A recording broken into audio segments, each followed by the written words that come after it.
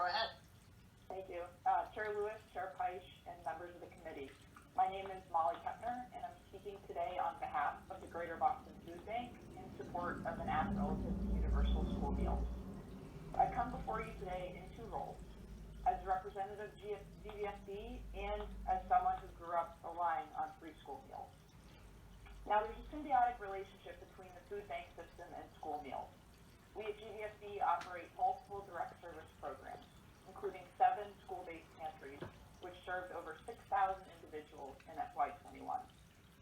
While school-based pantries are critical, we know that bold policy action is needed to address the root causes of nutrition insecurity, which is why GBFB enthusiastically supports this legislation. Now, stigma continues to be a barrier to food access, and addressing it starts with our kids.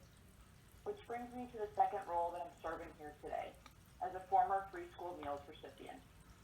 As a kid, I loved school lunch, and looking back, I realized why. It was a guaranteed, well-rounded meal for me that reduced the burden on my mom, who relied on SNAP and food pantries for our groceries.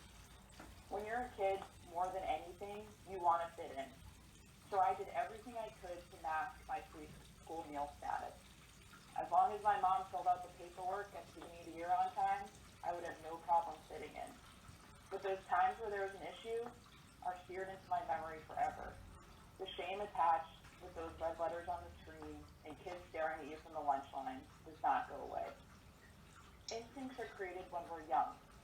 If you grow up receiving free school meals and hiding that from your friends because of shame, why would you ever feel comfortable accessing SNAP or food pantries when you become an adult? The current structure of our system instills in our kids stigma and a fear of asking for help at a young age. Ending the stigma attached to food insecurity starts with universal school meals, where every kid has access to a healthy breakfast and lunch without judgment.